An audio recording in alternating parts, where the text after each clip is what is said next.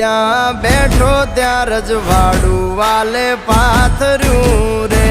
દરિયા વચ્ચે બાંધ્યો બંગલો